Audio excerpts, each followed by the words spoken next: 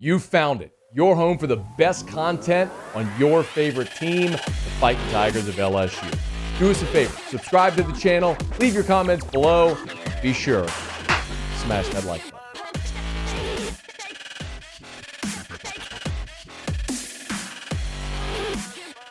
On Monday, Brian Kelly met with the media and did go over a lot of the injury situation that's happening right now. LSU was afforded a great opportunity on Saturday against UAB. They were afforded the opportunity to rest a lot of guys late in the season. And when you get into this point where, you know, you've had the grind that you do of playing an SEC schedule, and you get this opportunity in late November to rest some guys, it's a great opportunity to be afforded. So Josh Williams got to rest. Charles Turner did not start at center. Marlon Martinez started in his spot. Kayshon Boutte was sick with the flu and obviously didn't go, and they didn't need him to go. So it was a good opportunity. Brian Kelly did update a lot of their status. Let's start with Josh Williams, though, number 12. We couldn't use Brian Kelly updating Josh Williams' status after he did not play against UAB. Josh is making progress. As we mentioned, he had a knee sprain. We want to be very careful and take our time and bring him back accordingly. But each and every day, he's made the kind of progress necessary to hope that he could play this weekend. So I think it was a general belief that if they were playing A&M on Saturday, Josh Williams would have played.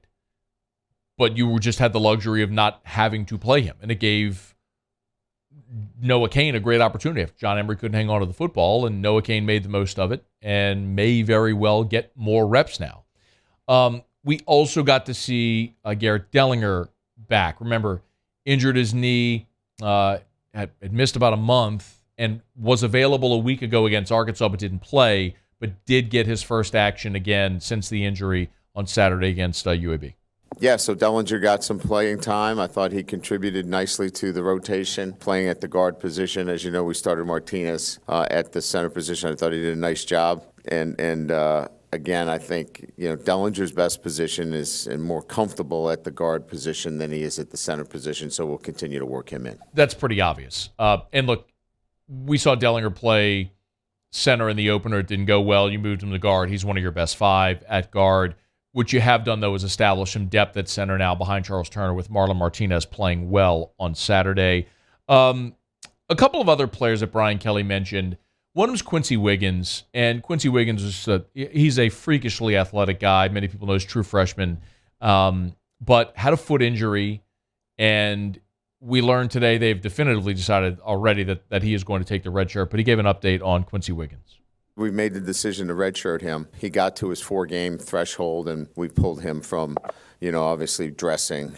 And certainly that was the message, I think, that was sent to everybody. He has really flourished in the last month. Kind of the light's gone on. I think what we had early on was a young player that, you know him as well as anybody from being here locally and following him in high school. He had not a lot high school experience even. Hadn't played a lot of football. I think coming down with us and me getting the chance to see him every day on scout team, he's learning how to play the game the right way, and pretty excited about him moving forward. So Quincy Wiggins is going to be a huge part of LSU's defensive line rotation moving forward. But what's interesting about that is Brian Kelly talking openly about redshirting players in an era where, just consider this, right?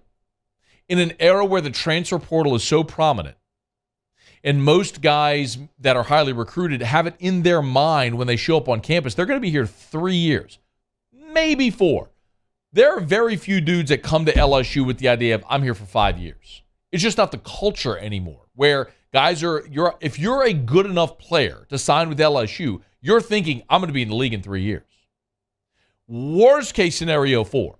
Not many are thinking 5. And if you're willing to take a redshirt year, you're having that conversation with the coaches, and they're very actively being thoughtfully saying, I'm preserving this 5th year. Now, maybe it's for here, maybe it's at if they transfer, a place happens, but either way, the player still has to be on board with it. And if the player says, Coach, I want to play, like I'm not interested in taking a redshirt year, then my assumption is you'd play him. And that changed, that whole mindset changed. And the guy who made it so clear to me was with his situation was Michael Brockers. If you remember Brockers, y'all, Brockers came here in 2010. He redshirted in 2009. In 2010, he played as a redshirt freshman and was great. And then as a sophomore, a redshirt sophomore, third-year player in 2011, had a blow-up year, became the 15th, 16th pick of the draft. You've got basically one full season out of Michael Brockhurst. And at that point, Les said never again. And if you remember, Les's big thing, one of the things that they pushed was, we play freshmen. We play freshmen. We play freshmen. And it was how you landed a lot of guys like Fournette and Malachi Dupree and Jamal Adams and a lot of dudes who knew they were 3 into the league and they wanted to play early. And LSU was going to play them. And you're seeing a different tact with Brian Kelly. It's interesting that a guy like Quincy Wiggins is like, okay, I'll take the red shirt. And the other one is Derek Davis. Derek Davis was a freshman a year ago, y'all. And Derek Davis played in 12 games a year ago. But only now is he going to take the red shirt. Remember, he's a safety who played running back in high school. He's a safety who, out of desperate need on Saturday, played some running back for LSU and looked pretty good. Here's what Brian Kelly said about Davis. I think what we saw that was his last game. He's at the 4-game threshold, and we want to preserve his year because we saw some talent there. So for the Derek Davis fans out there, you won't see him again. He's done for the year. But, yeah, pretty excited about his future. And, we want to preserve the years that he has left. And it doesn't make sense now to put him in a game and have that be the 5th game. That's not fair to him. He made a decision to help us out, and we're going to make sure we help him on his end too. He was the top 5 safety in the country when he signed with LSU.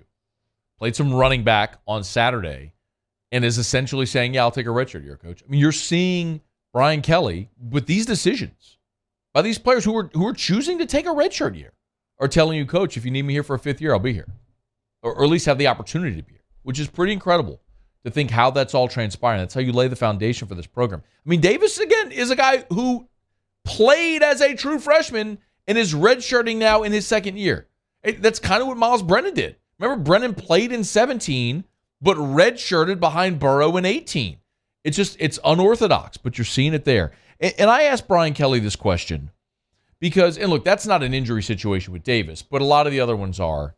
And by and large, and I think many of you would probably agree with this, and Brian Kelly did when I asked him the question, but LSU has avoided the major injury. Mason Smith, obviously, and you've had bumps and bruises along the way. Garrett Dellinger missed some times. We saw Josh Williams has a knee sprain right now. You lost Armani Goodwin. So there have been some, as is to be expected throughout the grind of a 12-game SEC season. But by and large, this has been a really healthy football team. And I asked him kind of like, is it luck, or how are you all preparing to have these guys healthy in November?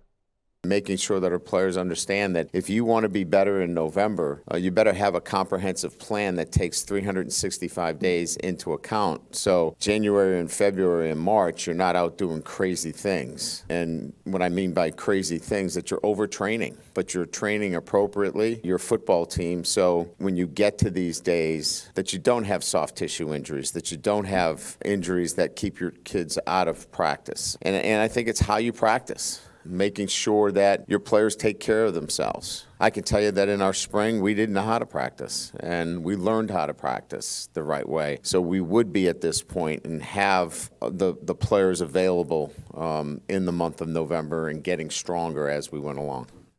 Dude said in the spring his players didn't know how to practice. For a long time, people have said all LSU ever needed was an adult in the room. And they got it right now. And we are seeing that clearer and clearer with every day as more of his plan unfolds. And you continue to supplement that type of structure with the talent that Brian Kelly will. 9 wins already in year one, knocking on the door of 10 wins, already playing in an SEC championship game.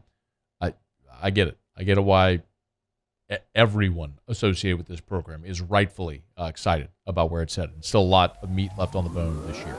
Hey, thanks so much for watching. Please leave your comments. I love to interact. And be sure to hit the red subscribe button below.